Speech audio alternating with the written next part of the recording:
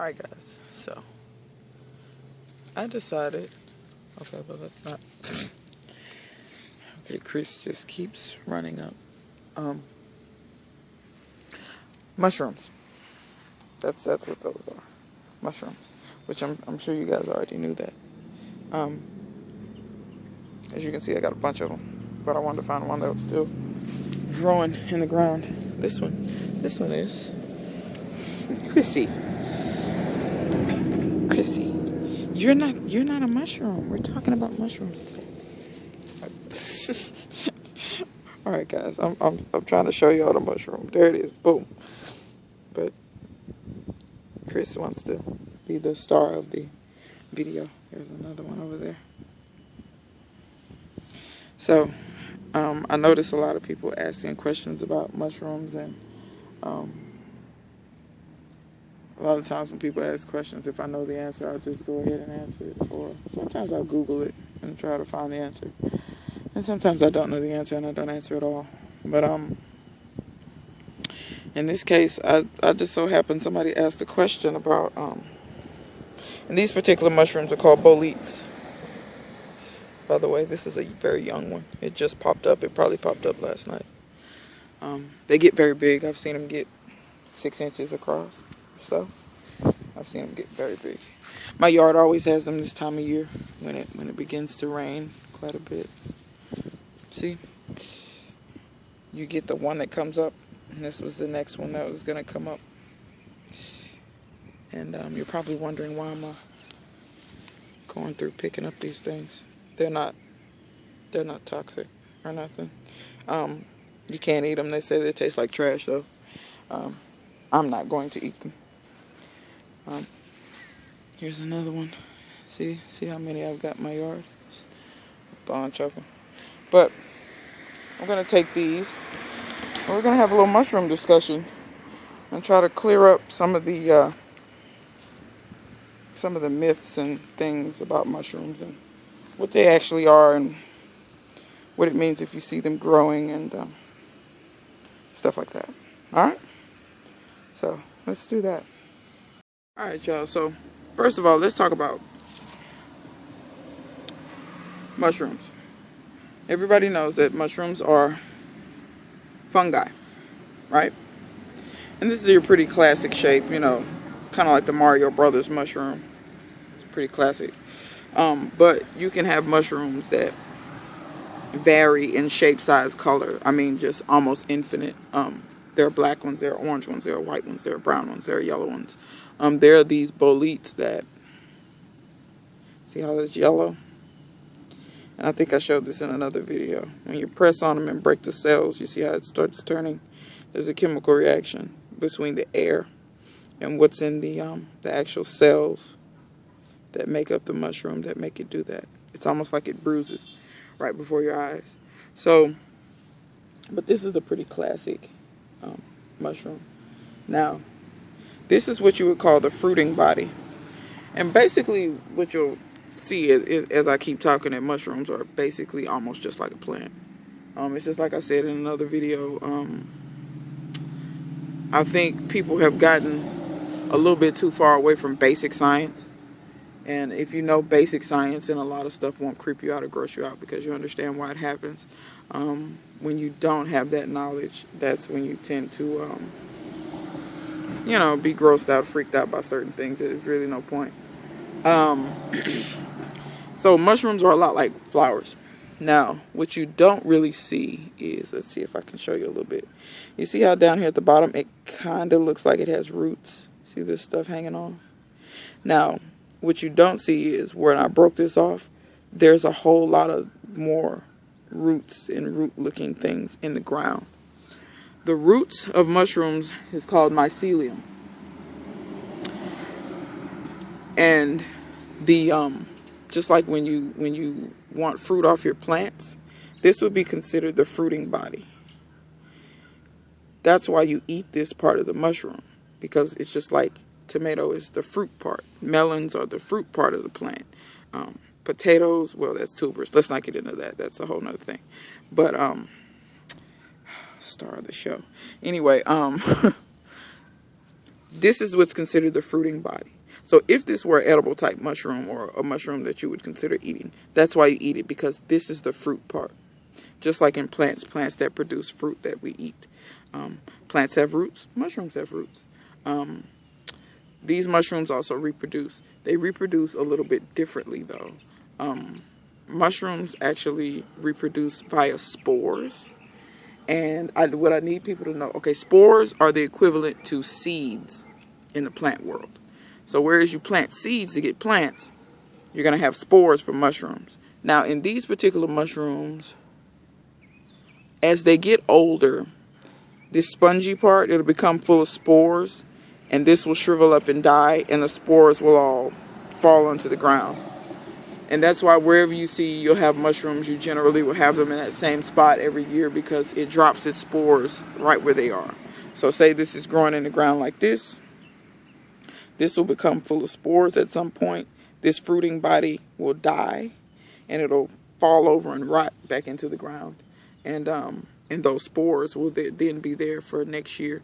And those spores will start growing mycelium, which is the roots of the fungus. And then once those roots get established enough and it gets the right conditions, just like when a seed germinates, they get the right conditions and the seed will germinate and you'll see leaves come up. When mushrooms get the right conditions, they'll produce fruit, which is the mushroom. And you'll see these mushrooms come out of the ground. It has to have the right temperature, the right amount of water, etc., etc., the right amount of media to grow on. So people often wonder, why do I see mushrooms in my yard? Wherever you see these mushrooms, 9 times out of 10, you have some type of organic matter that these mushrooms like to grow on. Just like plants, their roots need certain soil conditions to grow, and they also need certain nutrients. That's why you'll see certain plants that enjoy growing in certain areas more than others. Yes, mushrooms and any type of fungus will grow if its needs are met, but they actually flourish better in areas where they actually like certain things. For instance, these particular boletes, they love oak trees. They love oak trees. And most mushrooms do like hardwoods, oak, beech, oak, beech, cherry, any of the hardwoods. They love hardwoods, fir, Douglas fir, stuff like that. They love hardwoods to grow on. That's why when you go through the woods, you see mushrooms growing on trees oftentimes. And if you've never been through the woods, maybe you should take a walk through the woods. But also, they like to grow on logs or trees that have fallen. So in the woods, that's why you see mushrooms on the ground a lot. Now, why do you see them in my yard? In my yard, I have a lot of tree roots that are no longer living under the soil. My soil has very huge roots in it, for instance. Can y'all see that right there? That's a root. And it goes all the way over there. I don't know what tree that comes from, but I have huge roots like that all through my yard. That's one of the reasons why I did not even attempt to try to till the soil in my yard. The roots in my yard are often 4 to 5 inches in diameter. I'm not going to fight with that. Not only that, if those roots go to that huge, over 100-year-old pine tree, I do not want to kill those roots, because it will kill that tree and that tree will fall, and I have no idea of predicting which way that tree will go, and that tree is healthy. So that's why I don't grow on my soil, and why I have mushrooms growing willy-nilly all over my property. There's a lot of organic matter from wood, twigs, bark, even the pine straw. They're growing pine straw. They're growing wood chips. So if you're using wood chips and you find that you have mushrooms, do not be alarmed. That's very normal. It's very normal. As a matter of fact, if you don't, it's normal to have cats interrupting my videos too. Felix, I'm recording. You're very loud. Can you be quiet, please? Oh, God. So, yeah. So if you see mushrooms and you're growing, and I also want to caution you and tell you this. When you buy soil from the store, please don't always think that is, it is soil, but it's not. And what I mean by that is this. A lot of times what they're doing is they're taking wood chips and they're rotting them down and composting them. And that's why a lot of times when you buy soil from the store, you will you'll see later on you might have mushrooms growing on it. Or you wonder why you have fungus gnats. There's a reason why those are called fungus gnats. Those gnats are attracted to the fungus that is growing in the soil that you cannot see. There are certain types of fungus or mushrooms that grow microscopically that you can't see, and those gnats are attracted to them. So when you have fungus gnats, just know that, yeah, that soil probably has a lot of different types of fungus growing in it. And it's not a bad thing. Now, let me explain to you why it's not a bad thing. Hold on, I'm going to flip this camera around because there's no need for you to stare at mushrooms anymore. Alright, y'all, what's up? I guess y'all can look at me in my disheveled morning state. Okay, so why are mushrooms actually not bad in the garden? And they're actually a very good thing, and they're a very good sign. So if you see mushrooms in your garden, don't worry about it. Here's why. So what are the purpose of mushrooms in nature? There's always a purpose for everything in nature. Even if you hate it, there's a purpose for it.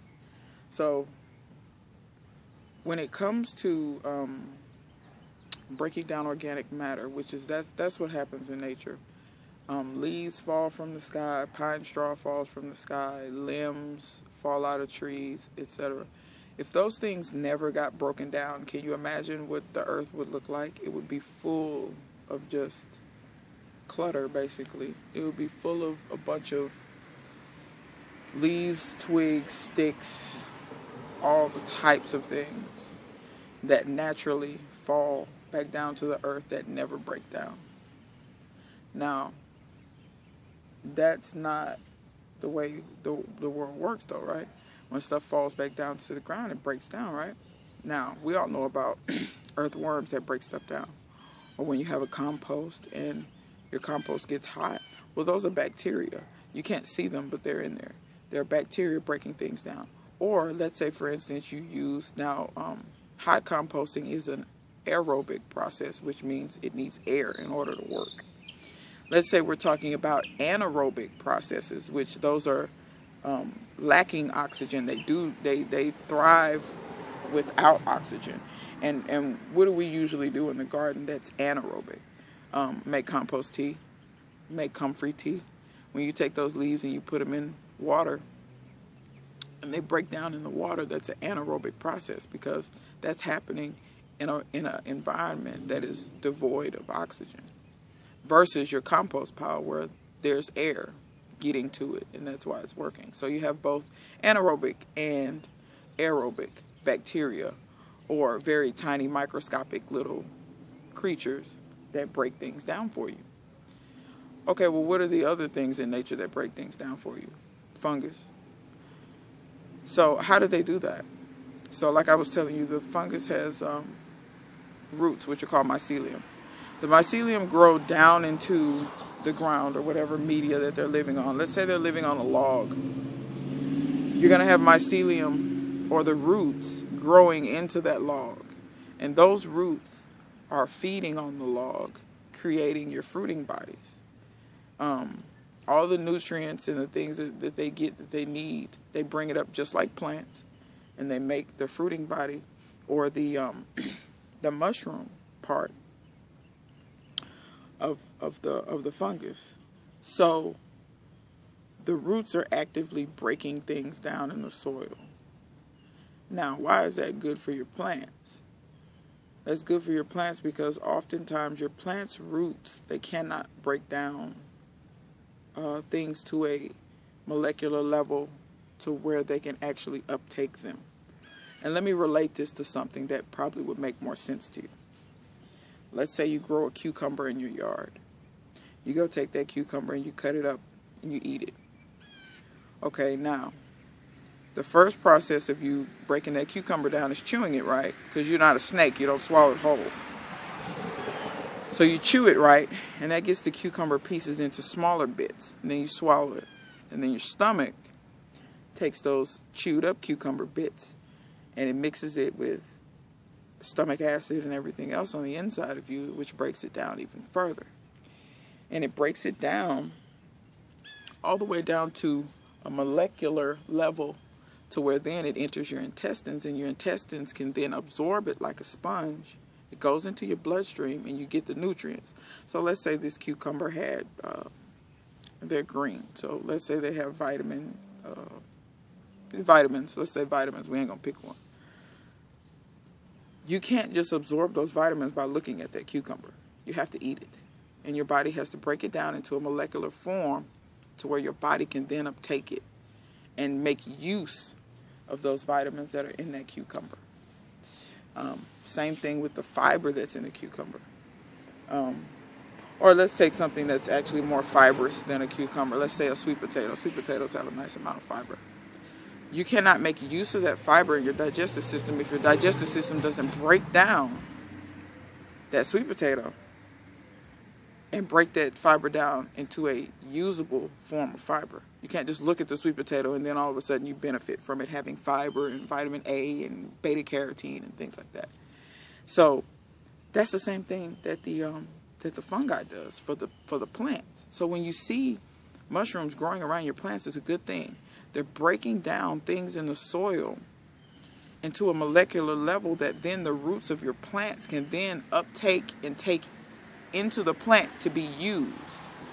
It's just like people will throw calcium down in the soil and be like, oh yeah, my plant has a calcium deficiency. It has a calcium deficiency. Yeah, it does. But I hope you know that your plant's not just going to suck up that calcium like immediately. The calcium has to actually be broken down into a form where the plant can actually uptake that calcium. And a lot of times there are going to have to be some other chemical reactions that go on in the soil that help that plant actually take up that calcium. So it's not like you just throw it down and the plant sucks it up. It's just like when people say put down azomite, which is, it has lots of minerals in it. Azomite has lots of minerals, including calcium and several other things. When you throw down azomite, it's not going to work immediately. A lot of times people will tell you it takes at least a year or two before you really start seeing, at least months. I've seen it work okay in some months, but yeah, within a year or two, you'll really start seeing the benefits of the azomite being put into your soil. Azomite is also called rock dust, for anybody who's not familiar with the term azomite. But it takes a while for those particular compounds and molecules, and I could really nerd out on this stuff, but I'm not. I'm gonna keep it simple because everybody's not into science like that.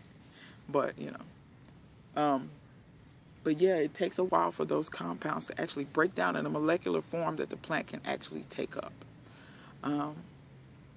It's just like when humans take in calcium, the calcium does not get stored in your bones unless you have vitamin D.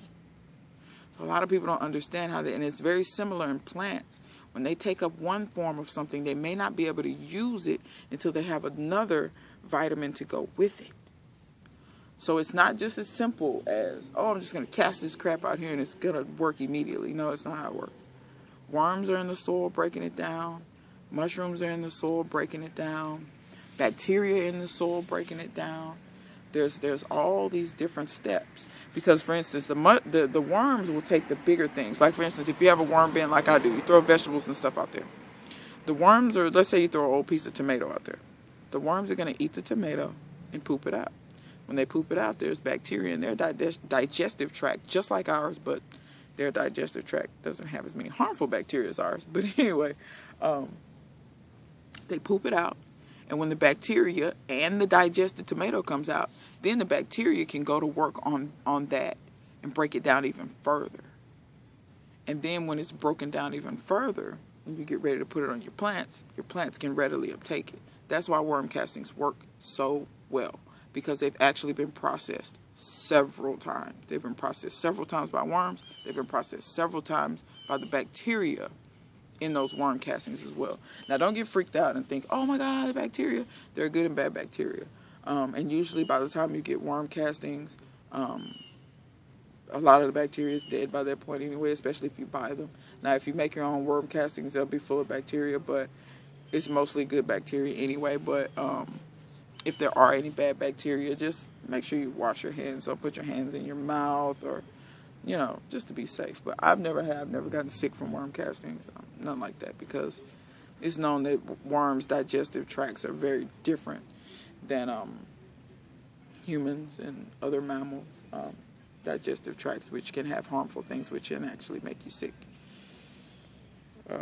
So yeah, don't be worried about mushrooms in your yard.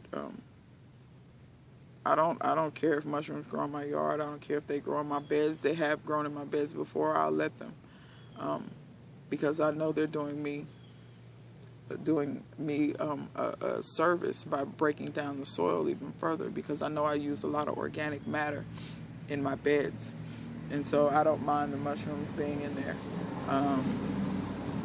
It's not a problem at all for me. So let's see, is there anything else I wanted to cover about mushrooms?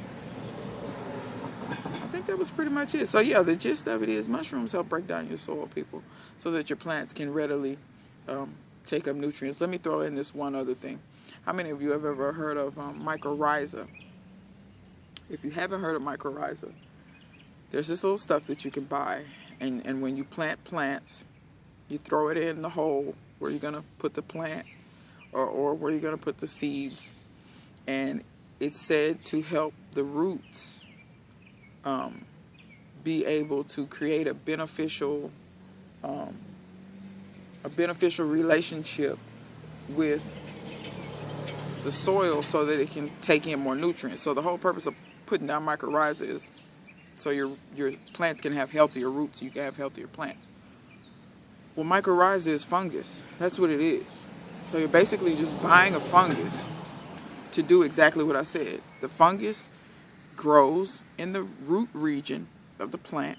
It breaks down everything in the soil and all of those little nutrients and things. It breaks it down, and it creates a relationship with the roots to where it's breaking these things down, and the roots can then uptake the nutrients that it breaks down. So it's a symbiotic relationship, and what symbiotic means is they each help each other. The fungus helps the plants, and the plants help the fungus. Now, off the top of my head, I can't tell you how the roots actually help the fungus right now. If I had to guess, because your roots, roots actually grow and die just like the top of a tree grows and dies. Like you have limbs that grow, and then those limbs will die, and then more limbs grow and more limbs die. The roots do the same thing. So if I had to guess, the dying roots probably provide more organic material for the fungi to break down to then feed back to the plant. That's what I'm guessing is happening, but I'm not completely for sure about that, so don't hold me to it. But so, you know, for those worried about mushrooms, you're basically buying mushrooms to throw in the ground when you buy mycorrhiza for your plants. And mycorrhiza works fabulously. It works fabulously. Now, it usually is a particular strain of a particular fungi. I'm not sure which strain or which fungi. I'm not sure which one it is. But that's what it does, folks. It just grows. And I think another reason why people don't understand that that's a fungi is because you never really see mushrooms coming from it. And I think whatever mushroom it is, not all mushrooms produce a fruiting body like this. Some of them actually produce their fruiting bodies or the spores differently. So you won't always see a mushroom, but just know that there's always fungus in your soil. Always. As long if you have anything growing there, like any vegetation, there's fungus in the soil. I promise you. And you've probably seen fungus or mycelium in your compost piles, because I see it in my compost pile all the time. It's this, you'll see this white kind of stringy looking stuff. That's mycelium, and it's helping to break down your compost piles. You won't really see it in a hot compost pile, but when your compost pile is finished, the mycelium will move in and break that compost down even further. So yeah, that's pretty much it, guys. If you guys got any questions or anything like that, just put that down in the comment section. But I figured I'd throw that out there and clear it up, because a lot of people were just, you know, worried about mushrooms in their garden, or not for sure if it was a mushroom, what it was, should they get rid of it, should they not get rid of it. If you see mushrooms, leave them, they're your friend. They're going to help your plants. The only time I caution you to not leave them is if you have some type of situation where if you have a pet or a child or something that might eat them, and you're not sure if they're poisonous or not, at that rate, then yes, remove them for the safety of your pets or your children. But or it could be an adult. You know, sometimes we have adults that might want to eat things that they shouldn't eat. So if you have any concerns like that for health, for loved ones or whatever, yeah, remove them. But if they're just in your garden and they're just, just leave them. It's not, if you're not worried about, if you're, you'll be okay. You'll be fine. It's not going to do anything harmful. They're not going to hurt your plants. They're not going to do anything like that. So, yeah, but like I said, if you got any other questions or if you got any other topics that you might want me to cover, please let me know. But until next time, I will see you guys later.